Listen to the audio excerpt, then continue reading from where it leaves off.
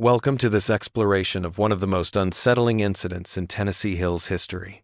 Please let me know where you're watching from and what time you're listening to this narration in the comments section before we start. The locations and times of day or night that these recorded accounts reach are of interest to us. In 1882, the sloping hills of eastern Tennessee still harbored mysteries that the developing railroads and telegraph lines had not yet completely revealed. The Blackwood estate, a once proud two-story home with a wraparound porch and a distinctive cupola, stood in the small community of Hollow Creek, tucked away in the shadow of the Great Smoky Mountains.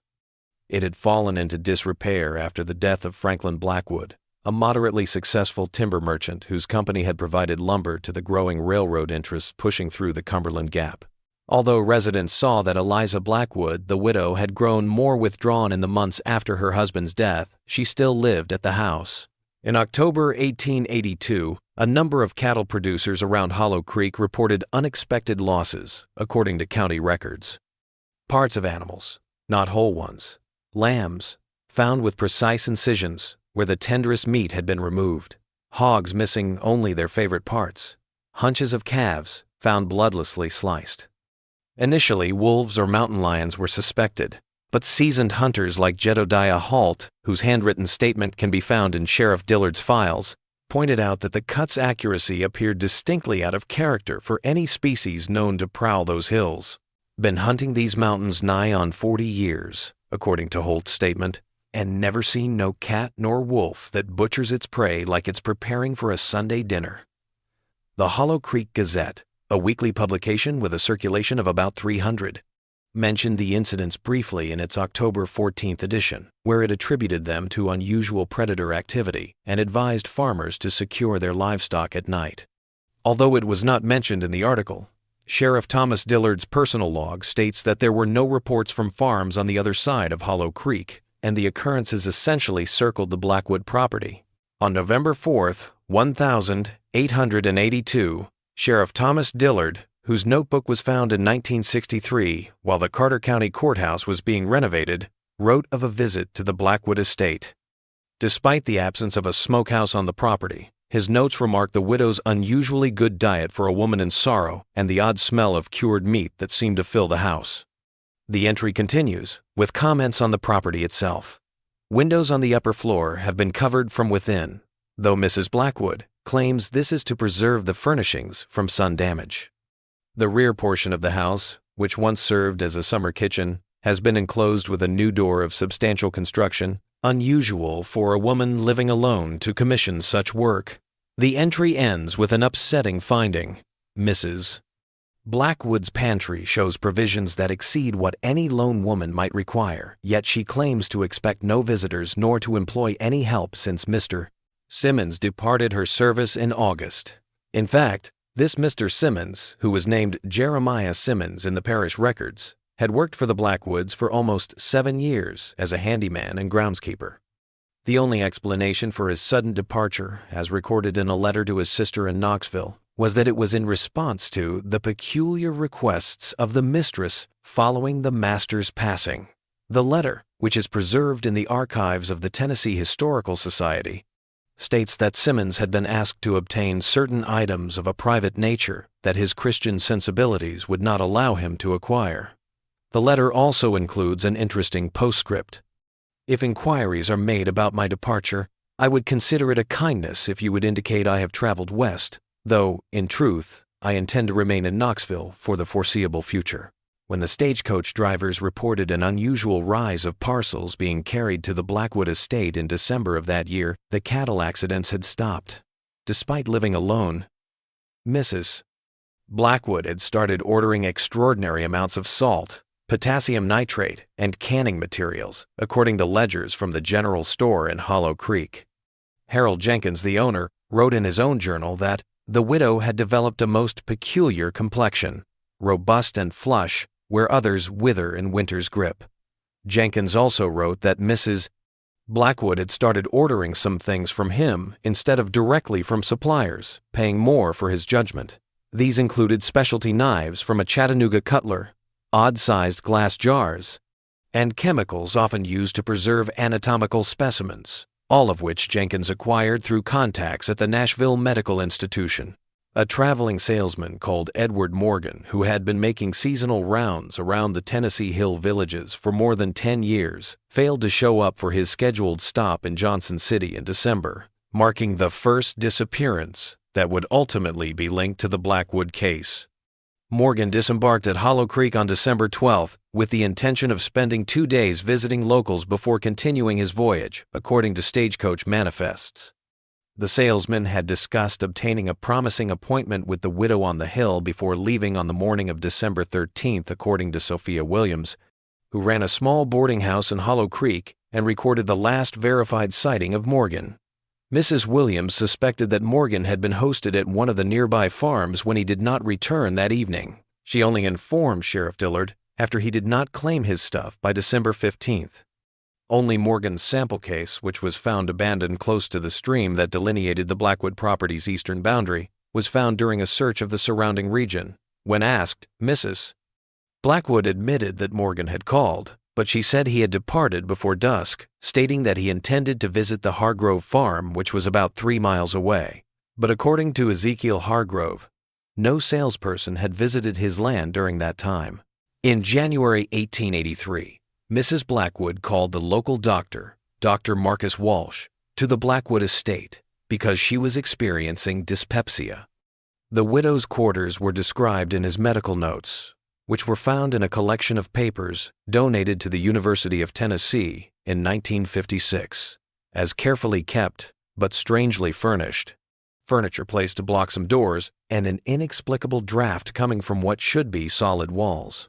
Dr. Walsh prescribed a straightforward remedy for her digestive issue, but he wrote in private that he found her physical state bewilderingly robust for a woman of her years and situation, stating that, whereas most widows diminish in the absence of a husband's provision, Mrs. Blackwood appears to have thrived, her complexion ruddy, her figure filled out where grief typically renders hollows. Twice during my examination I perceived what seemed to be movement from the rear of the house, a shuffling gait followed by a metallic clinking, reminiscent of cookware. When I asked if another person was present, Mrs. Blackwood became notably agitated, attributing the sounds to the settling of an old house in winter's grip, and steering our conversation with determined pleasantries toward topics of local gossip. His observations of sounds from the ostensibly empty portions of the house were the most intriguing aspect of Dr. Walsh's notes. Additionally, eastern Tennessee saw an unseasonable cold spell in January 1883, with temperatures falling to the point where Hollow Creek froze. Travelers were obliged to seek refuge wherever they could during this weather occurrence, which was recorded in the era's almanacs. Stagecoach records indicate that 2 passengers, Maria Collins, a young woman going to Knoxville to work as a governess, and James Wilson, a diamond trader from Richmond, were left stranded in Hollow Creek when the stage driver decided the roads were unsafe for travel. Due to the weather, Mrs. Williams' boarding home was already full, thus other places for the stranded travelers to stay were looked for. Miss Collins was taken in by Reverend Hollister's wife, while Mr. Wilson accepted an invitation to stay at a fine house on the hill, which was most likely the Blackwood estate, according to the stage driver's report. On January 17th, once the roads had cleared, Wilson was seen getting into the next stagecoach that was available. But months later, Miss Collins would point out to Reverend Hollister's wife that she thought it strange that Wilson had left without the leather valise he had so carefully guarded on their journey. When a peddler by the name of Samuel Crawford failed to return from his route through Hollow Creek on the 17th of February, 1883, it marked a turning point in this quiet accumulation of abnormalities. Crawford had indicated plans to visit the Blackwood estate, according to statements made to Sheriff Dillard after learning that the widow might be interested in buying some of his more exotic offerings, particularly a set of New Orleans-sourced herbs and compounds that were supposed to maintain youth and vitality. Crawford, who was well known in the area for his colorful demeanor and unusual fashion sense, was simple to identify and recall. When he did not show up for his scheduled engagement in Johnson City on February 20th, his regular patrons got worried. Mrs. Blackwood said that Crawford had actually called on her when Sheriff Dillard came to the estate to ask about his visit, but that he had departed before dusk and was on his way to the next settlement. The sheriff reported that as they were talking, there was a continuous thumping noise coming from someplace in the home, which Mrs. Blackwood ascribed to a water pipe that had been impacted by the winter frost. What disturbed the sheriff the most was his comment that as he was leaving, he saw what looked to be the peddler's characteristic walking stick, inlaid with mother of pearl and decorated with serpents, put next to the Blackwood house's back door. In response to his question concerning this item, Mrs. Blackwood stated that Crawford had sold her a number of items, but had unintentionally forgotten his walking stick, which he would get on his next trip around the neighborhood. According to Sheriff Dillard's log, he was still suspicious but did not have enough reason to look into it further at the time. Nonetheless, he sent questions to law enforcement contacts in nearby counties, asking for details regarding Crawford's whereabouts. In the end, these questions would be in vain because Crawford never returned to the Blackwood estate. Rumors started to spread through Hollow Creek by March. The widow, who had once been pity for her loss, was now the focus of whispered discussions that ended when outsiders walked in. Church attendance records show that Mrs. Blackwood had stopped going to Sunday services and that her absence was justified in a letter to Reverend Hollister, who mentioned a private devotional practice that better suits a widow's contemplative state. The letter, which is preserved in the Reverend's correspondence, shows handwriting that differs noticeably from Mrs. Blackwood's previous correspondence, a difference that would later be attributed to her deteriorating health but was not mentioned at the time. Abigail Thurman, a young woman who had worked sporadically as a laundress at different Hollow Creek homes, also vanished in March.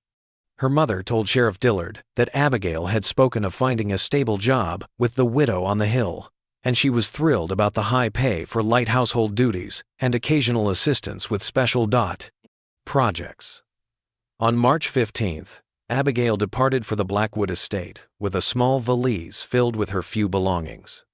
Her mother was worried when she didn't show up for her younger brother's birthday party on March 21st. When Sheriff Dillard inquired about Abigail's movements at the Blackwood estate, it was stated that the girl had only been working for 3 days before leaving because she had supposedly gotten a letter offering better work in Knoxville. In what Mrs. Blackwood said was a letter from Abigail. She thanked her for the chance, but explained that she had chosen to look for luck elsewhere. Although Abigail's mother would later assert that Abigail could not write her own name, let alone produce the well-written message displayed to the sheriff, the note seemed to have been written in Abigail's hand, according to Sheriff Dillard's journal.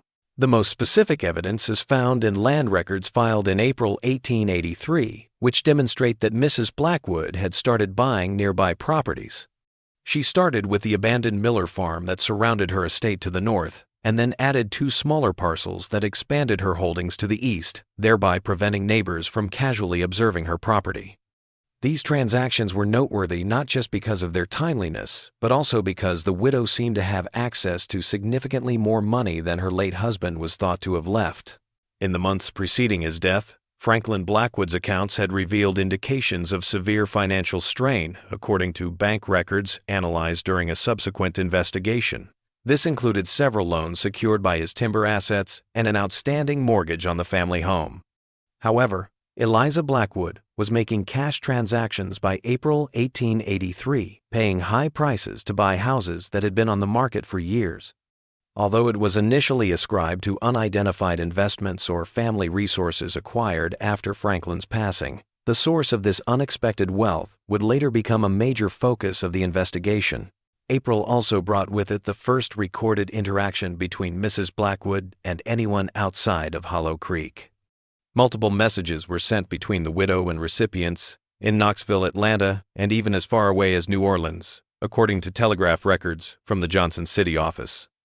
Although the content of these telegrams was never documented, the regularity of correspondence points to an active exchange of ideas on somewhat urgent issues. Furthermore, according to financial documents from the Hollow Creek Savings and Loan, Mrs. Blackwood opened a new account in April, into which she regularly deposited money in various amounts that came in via bank draft from several southeast towns. In addition to the early reports of an odd smell coming from the area of the Blackwood property, May 1883 brought an unseasonable heat to eastern Tennessee. In a complaint to the sheriff, Wilbur Tanner, whose farm was downwind, said it smelled like a smokehouse, yet undercut with something far more troubling, like the smell of the battlefield after 3 days Sunday. Other locals also voiced similar opinions, with one saying it was sweet and putrid at once, like meat gone to rot but somehow preserved. According to county records, Sheriff Dillard's attendance at a law enforcement meeting in Nashville caused his reaction to be delayed by almost a week. Several witnesses would later record increased activity at the Blackwood estate during this time, including several wagons arriving and going under cover of darkness, loaded with barrels and crates of unknown contents, suggesting that this timing may have had significant consequences. The general store owner's son, Ezra Jenkins, stated that he saw Mrs. Blackwood overseeing the loading of these wagons while donning what he called a butcher's apron stained dark in the moonlight. On May 24th, Dillard eventually made it to the Blackwood estate, where he discovered the main house locked and apparently empty. He called several times but got no answer, so he went around the property's perimeter. According to his official report, he found a newly built root cellar behind the home at that time, with a complex lock of peculiar design securing its door. The dark fluid that appeared to have soaked from under the cellar door and stained the ground in a route that led to a tiny creek at the property's edge was more worrisome. Sheriff Dillard went back to town to request a warrant because of the unusual circumstances, even though he had no legal justification to force admission. However, based just on odd smells and a sealed cellar, the judge of the peace was hesitant to issue such a document against a widow of standing. The case went unsolved for almost 2 weeks, according to courthouse records, while Dillard collected more solid evidence, spoke with neighbors about the odd happenings, recorded the disappearance pattern that had been plaguing the neighborhood since the previous winter, and put together a case that something evil was happening at the Blackwood estate. This delay turned out to be significant. A fire of unknown cause started at the Blackwood estate on June 9, 1883. The main house was already on fire when the volunteer fire department from Hollow Creek arrived. According to several witness accounts, Mrs. Blackwood was not there during the fire, and no remains were located in the ashes after the fire was put out. But what the fire did show was much more unsettling than the villagers had thought. Multiple explosions were observed as the flames spread to the area behind the home, which is consistent with the ignition of chemicals that were later determined to be preservation agents. Evidently, the heat weakened the root cellar's structural integrity, resulting in the ceiling collapsing inward and exposing its contents to the flames and the firemen appalled stare. As stated in Fire Captain Elijah Monroe's sworn statement on June 10, 1883, what they discovered defied Christian understanding, and shall haunt my dreams until the Lord calls me home.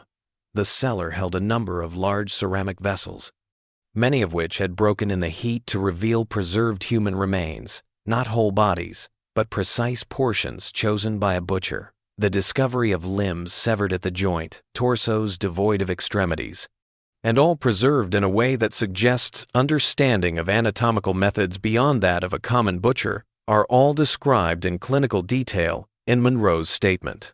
Monroe's finding that some of the preservation jars contained labels with names that were identified as belonging to passengers who had been reported missing during the preceding 6 months along the stagecoach routes through Hollow Creek was the most unsettling. Morgan Dex and Crawford Febb, which stood for the traveling salesman and peddler whose disappearances had been reported but not fully looked into, were among them. Some labels just included initials or incomplete names, indicating victims whose absences had been completely unrecorded.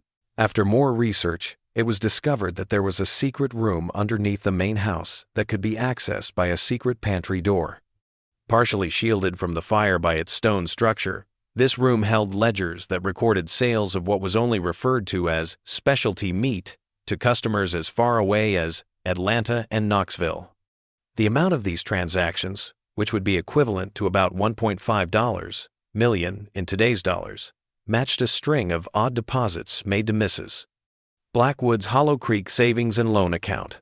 The most troubling were the notations about client preferences. J.H. prefers younger specimens, tender, or Dr. W. requires material suitable for rejuvenation preparations, pays premium. The ledgers, parts of which were recovered intact, showed a sophisticated operation. Each entry included a code identifying the source, a weight, a preservation method, and a price, the latter rising sharply for what were described as prime cuts or specialty items. The inquiry was extended to include a review of Mrs. Blackwood's letters, which exposed correspondence with influential and wealthy people across the area.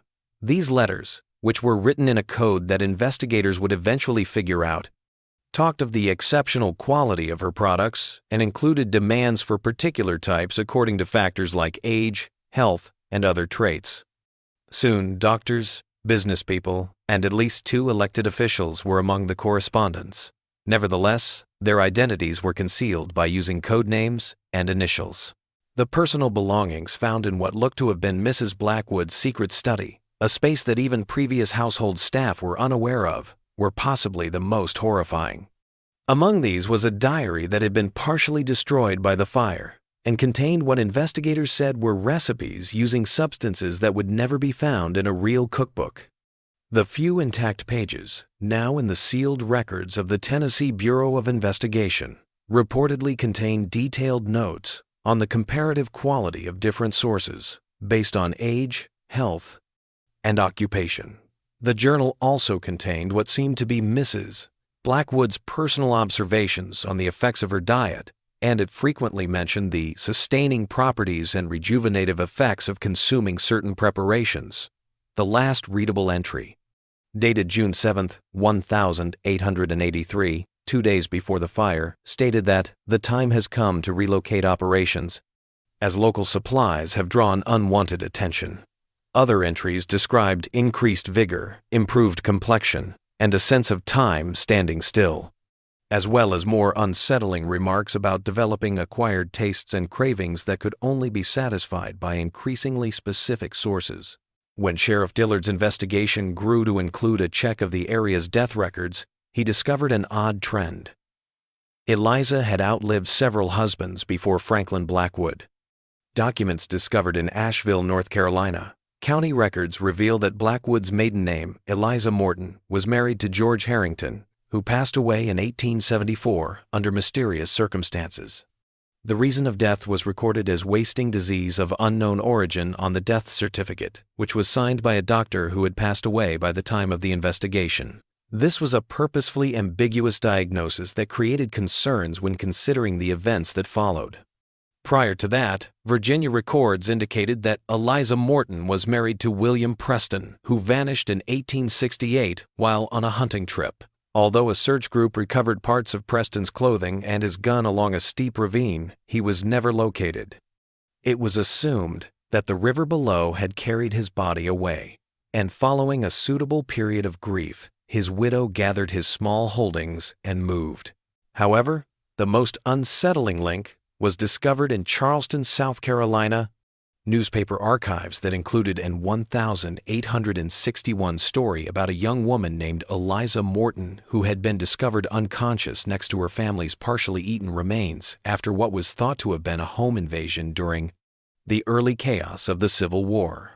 According to the newspaper account, the young woman did not remember the attack, but she was described as remarkably uninjured and well-nourished, despite allegedly being trapped in the home for nearly 2 weeks before discovery.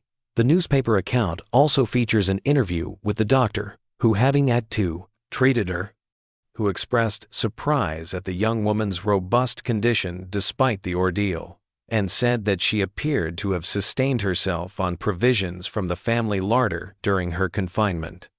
However, what the article omits, but which can be found in the doctor's private correspondence found in 1965 while researching a medical history of the Civil War, is his unsettling finding that the remains of Eliza's family displayed signs of post-mortem preparation that was inconsistent with the feeding patterns of vermin or wild animals. When paired with the data from Hollow Creek, this historical thread points to a pattern of behavior that spans more than 20 years. Cannibalism was a practice that Eliza Morton, later Blackwood, had developed. It may have started as a survival strategy in the desperate early days of the Civil War, but it developed into a planned business that combined financial gain with a troubling belief in the restorative benefits of eating human flesh. The actual Mrs. Blackwood was never located. In the years after the fire, sightings were reported as far north as Chicago and as far west as Oklahoma Territory, but none were ever verified. She is described as approximately 40 years of age, though often mistaken for much younger in a wanted poster from 1884 that is now in the Tennessee State Museum's collection. The poster also warns that she may have changed her appearance and manner substantially. The $500 reward for information leading to her capture is a significant amount for the time, indicating how seriously authorities took her crimes. In 1888, the investigation was formally concluded, and it was assumed that Mrs. Blackwood had died in the fire or while from the law. Nonetheless, a curious footnote from October 1902, almost 20 years after the Hollow Creek incident, can be found in the registry of the Fairchild Hotel in San Francisco. There is an entry in the registry for a E. Blackwood, whose home address is simply Tennessee. What is significant about this entry is that the hotel manager later reported to police that one of his kitchen employees had gone missing that same evening. A young man who was described as exceptionally robust and healthy. According to San Francisco police records, an investigation was carried out, but the enigmatic visitor had left before she could be questioned. Unusual stains on the bathtub and several small glass jars were among the objects left behind, according to a chambermaid who had visited the room. When a researcher at the University of California discovered the report in 1967, while researching trends in unsolved disappearances along the West Coast in the early 20th century, it had been stored away and forgotten. Although it is rarely publicized in official channels, the widow Blackwood's case is still among the most unsettling in Tennessee criminal history. Before 1955, when excavation was necessary for a highway construction project, the site where the Blackwood estate formerly stood was undeveloped. According to reports, workers discovered other pottery containers buried well below the area that had been the back garden. On the direction of county officials, these were promptly reinterred, and the only official documentation of their discovery is the site foreman's personal logbook, which his daughter gave to the Tennessee Historical Society in 1969. According to the journal, at least 20 sizable ceramic pots that resembled those used for pickling or preserving were found buried around 6 feet below the surface. The discovery of human remains preserved in a way that suggested professional understanding of anatomical methods was made when one was inadvertently shattered during excavation. According to the foreman's statement, county officials told all employees to keep quiet about the discovery and ordered the boats to be reburied somewhere else. Although the location of this secondary burial place was not documented, local legend indicates that it might be located about 3 miles outside of Elizabethton's current boundaries, beneath what is now Highway 67's eastbound lane. The Blackwood case is a disturbing chapter in the history of the Tennessee Hills, where a predator was able to operate in plain sight due to a combination of factors such as the remoteness of rural communities, the lack of resources available to local law enforcement, and the reluctance to suspect a woman of such deliberate malfeasance. It reminds us that the most horrific monsters in our history have not been supernatural beings, but rather people who have given up their humanity to follow their ambitions. Possibly most disturbing is a set of missing persons reports filed in various eastern seaboard cities between 1883 and 1905, each detailing the disappearance of people last seen with a well-preserved widow of independent means. These reports, which were collected in 1967 by a researcher at Vanderbilt University, reveal a pattern of movement that would be expected from someone who recognized the importance of never staying in one location long enough to attract notice. The collection of documents was allegedly lost during an archive rearrangement in 1968, and the researcher's work was never published. But one photograph, found among the researcher's belongings after his death in 1969, survived. The woman in the picture, who is dressed stylishly and is thought to be in her 60s seconds, was photographed in Atlantic City in 1904, but according to the researcher's notes, she claimed to be celebrating her 80th birthday. Although a parasol partially hides the woman's face, what is seen reveals a strikingly unlined complexion and alert eyes that appear to be looking straight into the camera. The photograph's back bears the simple text, "E still hungry," after all these years. Some parts of the former Blackwood property are still cursed, according to local custom in Hollow Creek, which is now part of the broader town of Elizabethton, by the psychological weight of what happened there, not by supernatural forces. The location is instinctively disliked by hunters and hikers, who often describe it as too quiet, or feeling as though they are being sized up when they pass through. There is a conspicuous dead zone in an otherwise flourishing forest because wildlife also appears to avoid the area. A possible explanation for at least some of the residual effects comes from a 1952 geological survey. The widow's efforts may have contaminated the ground itself, as evidenced by the odd quantities of chemicals found in soil samples from the location that matched those employed in 19th century preservation techniques.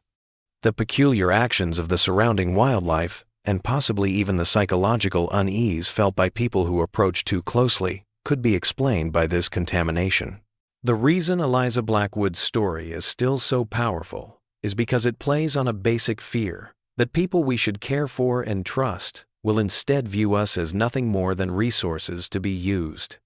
The vulnerability of strangers traveling through remote areas during a time when travel was growing more widespread, but communication was still scarce, made it ideal for a predator like the widow. The question of whether Eliza Blackwood was always the monster she became, or if something changed her, is still unknown, and possibly the most unsettling. Although the Charleston 1861 story raises the possibility of a triggering event, the clinical accuracy of her subsequent actions points to a meticulous mind that has honed its methods over many years. Was her transformation into a human flesh harvester motivated by need in those dreadful days of the Civil War, by a desire for money, or by something much more sinister? A conviction that eating human flesh offered more than just calories? A collection of traditional remedies recorded by an ethnographer researching Appalachian customs in the 1922 might provide some of the solution.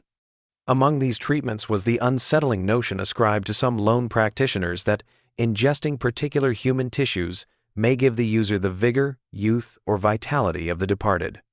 The recipes purportedly discovered in Mrs. Blackwood's partially burned journal exhibit uncanny resemblance to this concept, which was documented as a historical curiosity rather than an ongoing practice. In his private communication, the ethnographer, Dr. William Harrison, reported that his attempts to investigate this specific custom encountered unusual resistance. Informants who had previously revealed other folk traditions freely suddenly became reserved, and in one instance, outright antagonistic.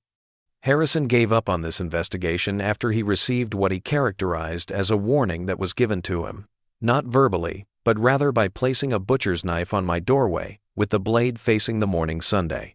It is impossible to avoid wondering if the person who intimidated them was someone who was more knowledgeable about the Blackwood case than they were prepared to admit, possibly even a previous customer of the widow's special provisions. When a hidden room with preserved business correspondence was discovered during repairs to an old building in Atlanta in 1963, it produced the last and possibly most disturbing piece of data relating to the case. A letter from March 1883 to a Mrs. E. at a post office box in eastern Tennessee was one of these documents.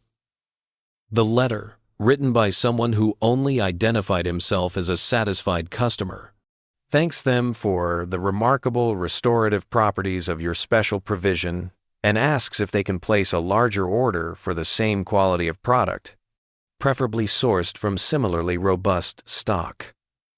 The letter goes on with unsettling specificity.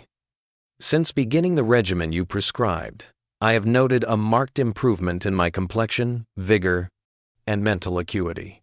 My physician, who is unaware of the true nature of my dietary supplement, has expressed amazement at the reversal of what he had diagnosed as an incurable decline. I attribute this miracle entirely to your expertise in selection and preparation, and am prepared to pay handsomely for continued access to your singular products. The implication is unmistakable. Eliza Blackwood was not just a lone murderer. She had cultivated a following of wealthy people who were prepared to engage in cannibalism for alleged advantages, whether they be medical, superstitious, or just a perverse luxury. This clientele would account for the considerable financial resources at her disposal and imply that she might have carried on her business outside of Tennessee, serving people whose need for vigor, longevity, or exotic experiences transcended all ethical bounds. According to the admitting physician's notes, an elderly woman with what was diagnosed as nutritional dementia was admitted to a private sanitarium outside of Boston in 1968. The woman, identified as Eleanor Bradford, claimed to have kept up her youthful appearance well into her 90s by following dietary practices learned in the South. A photograph included in her file depicts a woman who, despite her claimed advanced age, looked no older than 65. 3 weeks after being admitted, the woman passed away, and at the request of a lawyer who produced documents designating him as her representative, her body was cremated. The attending physician observed unusual dental structures consistent with decades of abnormal diet. Her belongings were never claimed by any family members. According to the sanitarium administrator, one of these effects was a small leather-bound journal that contained recipes and observations of a disturbing nature. The journal was allegedly given to medical authorities for additional research, but no publication of its contents ever occurred. Eliza Blackwood's final identity was Eleanor Bradford. A nurse who had looked at the journal briefly before it was confiscated later said it included detailed instructions for the preparation of human tissue in various forms, alongside notations about the specific effects derived from consuming different cuts and sources. Since the sanitarium records were severely blacked before being preserved, removing any identifying information beyond the admittance date, they cannot offer a conclusive response. What is evident, though, is that the widow Blackwood's case embodies a horror that is exclusively American, one that was bred in the remoteness of rural communities, fostered by the upheaval and ethical compromise of civil war, and maintained by the avarice and conceit of those who are prepared to literally and figuratively consume others in order to preserve their own privilege and vitality. From the eviction of native populations to the violent clashes of colonists and the extreme poverty of mountain towns, the eastern Tennessee hills have seen innumerable tragedies over the ages. However, among these numerous tragedies, Eliza Blackwood's silent predation stands out for its deliberate closeness rather than its scope. She turned necessity into method, hunger into business, and murder into a craft, as meticulously executed as canning preserves or curing meat in a world where survival frequently required difficult decisions. The case's complete erasure from official history is arguably its most unsettling feature. The locations of her atrocities are unmarked by memorials, and tourists are not alerted to the region's troubled past.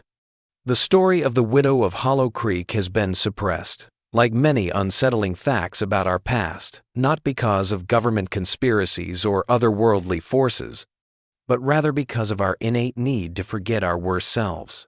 However, for those who know where to look, the evidence is still strewn throughout historical collections and archives, preserved in family tales that have been passed down through the generations of Hollow Creek residents and ingrained in the unexplained apprehension that still permeates some Tennessee Hills forest patches. It reminds us that sometimes the most dangerous predators are the ones who know exactly what people crave, be it food, money, youth, or the security that monsters can't have faces they recognize. Tonight, as the sun sets over the Tennessee Hills, think about this. The methods that Eliza Blackwood invented: spotting prey who were at risk, building trust, gathering what she needed, and selling her goods to people whose wealth shielded them from punishment, are not all that dissimilar from the predatory practices that persist in our contemporary society. The techniques may have evolved, but the fundamental desire to exploit others for one's own benefit is uncannily same. Perhaps in a climate-controlled storage facility that houses Eleanor Bradford's belongings is a journal that has decades-old recipes and procedures that are just waiting to be found by someone who, like Eliza herself, views other people as resources to be exploited rather than as human beings. The widow Blackwood's real horror is not what she accomplished, but rather how easily anyone with similar tastes in our present day could adopt her strategies. Think about what might be in the unique recipe that has been passed down through the generations the next time you are traveling through a tiny town in the Tennessee hills and stopping at a local restaurant for a home-cooked dinner. Ultimately, the widow's clients never inquired about the origin of their restorative offerings. They only relished the advantages and requested more. In 1965, while restoring an ancient house in Savannah, Georgia, an intriguing addition to the Blackwood case surfaced. Workers found a small, leather-bound book in a secret bunker beneath the kitchen floor. The book's pages were yellowed with age, but the handwriting was still clear and accurate. Although the book's owner could not be identified, its contents were remarkably comparable to the incomplete recipe book that was found at the Blackwood estate. However, this Savannah volume was comprehensive, including philosophical explanations for what the unidentified author referred to as the ultimate sustainability, in addition to preparation instructions.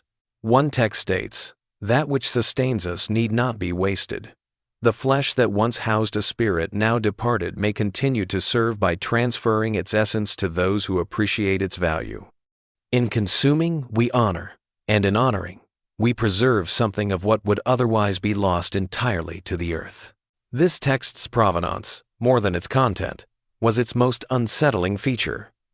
The house had been bought in 1886 by a Mrs. Elizabeth Blackett, according to property records, who was a widow of refined tastes and independent means who had relocated from points west. Mrs. Blackett was recalled in local society columns as a graceful hostess whose dinner parties were highly sought after by Savannah's elite, especially for her innovative cuisine that guests described as incomparable and restorative. Elizabeth Blackett vanished from Savannah records in 1897. At the same time that several missing persons investigations were conducted in the area, mostly involving servants and temporary workers.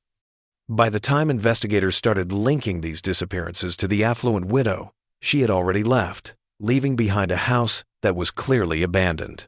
The Savannah connection implies that Eliza Blackwood not only eluded justice, but also carried on with her activities in a different setting, modifying her approach to a more urban setting while keeping the fundamental pattern: locating susceptible victims, preparing their remains for human consumption, and selling her wares to affluent customers looking for the restorative qualities she professed to offer. When a University of Pennsylvania scholar found financial documents from a Philadelphia social club that existed from 1,898 to 1,904 inches, 1,968, it provided more proof of this trend. The society, called the Rejuvenation Society, had purportedly been committed to using contemporary scientific methods to promote health and longevity. Prominent doctors, businessmen, and at least one state senator were among its members. According to the Society's ledgers, a Madame Elise was regularly paid for dietary supplements and proprietary preparations at amounts that, in today's values, would amount to thousands of dollars per. Additionally, the researcher discovered correspondence between Madame Elise and the president of the society, in which she gave precise instructions on how to use her products. The preparation must be consumed within 3 days of delivery to maintain its efficacy. Those who have followed the regimen most faithfully report the greatest benefits, particularly when the source material is matched to the recipient in terms of vigor, youth, and vitality. When authorities started looking into the disappearance of a number of immigrant workers who had last been spotted near Madame Elise's apartment in a posh area of the city in November 1904, the Philadelphia link came to an abrupt stop. Although neighbors reported strange noises and smells in the days before her departure, the house had been cleared of all personal belongings by the time police arrived. After Philadelphia, the trail becomes chilly, with only sporadic accounts and unverified sightings to indicate where Eliza Blackwood, or whomever persona she had adopted by that point, might have carried on with her activities. 2 hotel employees disappeared without receiving their pay during the 3 weeks that a E.B. Morton stayed in Chicago in 1906, according to the hotel registration. A Mrs. Elizabeth Blackstone, who was recognized for her unusually young appearance despite her silver hair, briefly ran a boarding house in Boston in 1912 and had a practice of providing special meals to select lodgers of discerning taste. Medical documents found during research for a history of early plastic surgery procedures offer the most intriguing idea. One New York private clinic, which operated from 1915 to 1924, listed a woman simply identified as Patient EB, who had a series of procedures referred to as facial rejuvenation and identity concealment. According to the surgeon's notes, the patient was physiologically remarkable, appearing to be in her 60 seconds, but possessing the vascular system and tissue resilience of someone decades younger. The surgeon attributed this anomaly to superior genetic heritage, seemingly oblivious to the patient's dietary peculiarities. She would have been in her 70 seconds by now if this patient really, Eliza Blackwood, yet accounts always praised her extraordinarily young appearance and vitality.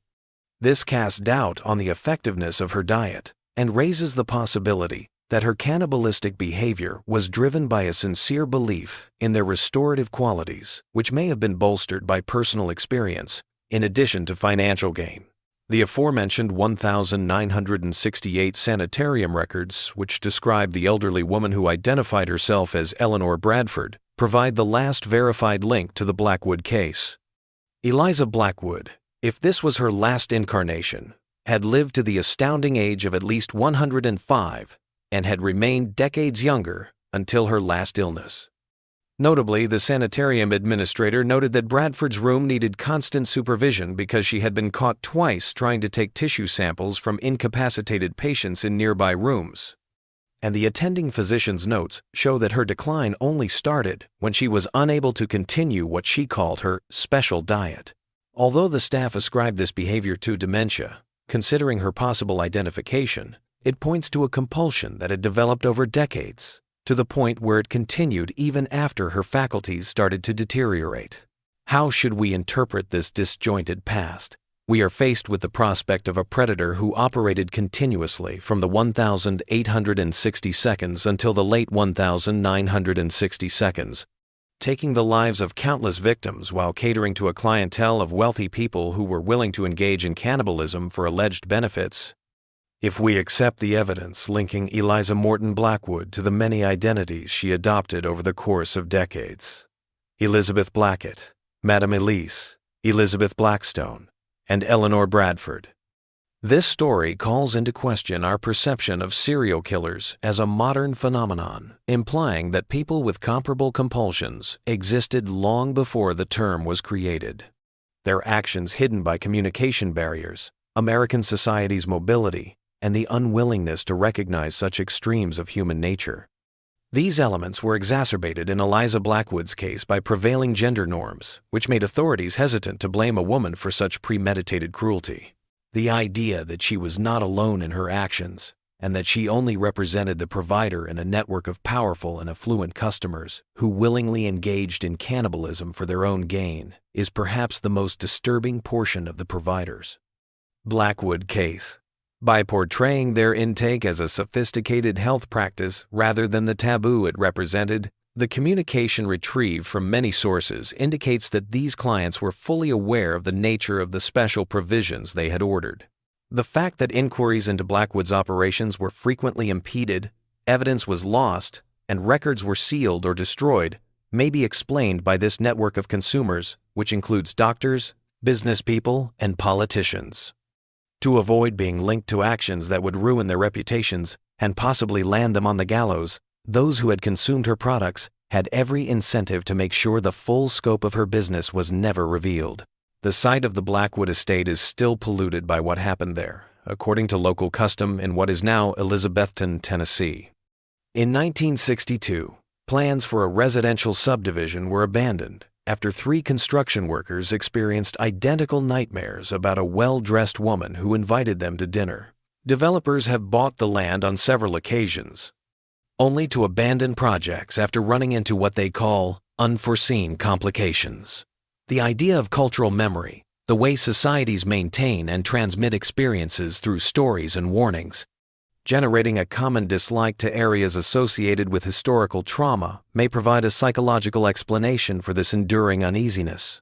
Eliza Blackwood's crimes have had a lasting psychological influence on generations of locals, Despite the fact that the isolation that formerly made the Tennessee Hills the perfect place for her operations has faded with time, the Blackwood case serves as a disturbing illustration for those who research the more sinister facets of human nature, how, given the correct circumstances, predatory tendencies may become accepted and even marketed.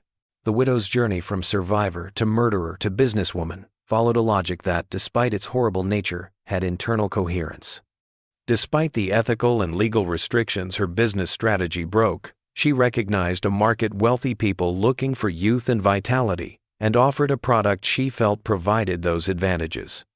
There are unsettling parallels between this marketing of cannibalism and the current practices of consuming, if not literally, human tissues. References to premium sources, select cuts, and superior quality in the letters between Mrs. Blackwood and her clients are reminiscent of marketing terms used to offer luxury items to affluent customers. In this regard, the widow Blackwood is not an anomaly, but rather an extreme expression of tendencies that continue in more subtle forms: the urge to consume others for one's own gain, the readiness to take advantage of others' weaknesses for financial gain, and the ability to justify heinous deeds with complex arguments. We still have more questions than answers, as historical research continues to unearth details of this case. How many people were harmed by Eliza Blackwood's actions during the decades that she operated? What was the size of the clientele that intentionally used her products? Most troubling of all, is it possible that comparable operations are still going on today, concealed not by the remoteness of rural villages but by the anonymity of urban settings and the shield of wealth and power? The Tennessee Hills are good at keeping secrets. Due to decades of quiet, intentional obfuscation and the gradual deterioration of evidence, the whole truth of the widow Blackwood's actions might never be revealed. Documents, testimony, and physical remnants are all that are left, and when combined, they create a mosaic of evil that is too horrifying to properly consider. There is nothing to commemorate what happened there. No memorial to the victims. No caution to anyone who might be curious for people who walk into the region where the Blackwood estate once stood. The woodland was unusually quiet. There was no fauna, and maybe, if local lore is to be believed, there was the occasional smell of preserved meat on a breeze that seemed colder than it should have been. The story of the widow who exchanged her flesh for wealth serves as a warning that the most dreadful monsters are not supernatural beings, but rather people who have chosen to lose their humanity. Eliza Blackwood took this decision in the remote Tennessee Hills in 1882, and the effects of it have reverberated across time, serving as a testament to the evil that may reside in a person's heart and the horrible shapes that evil can take when allowed to proliferate. While some stories come to an end, others simply lie dormant until the ideal circumstances arise for them to blossom once more. Furthermore, Eliza Blackwood's legacy endures in the shadowy corners of history, between official documents and accepted realities, as a silent reminder that not all hungers can be securely sated, and that not everyone who provides food does it with good intentions. The next time you're in a tiny town and being hosted by a stranger whose food gives you a peculiar sense of energy, you might want to ask where their ingredients come from. And you should think about refusing that second helping if they give you a smile that is too wide at the lips and shows teeth that appear a little too sharp for comfort, lest you unintentionally join a custom that the widow Blackwood mastered long ago in the Tennessee Hills.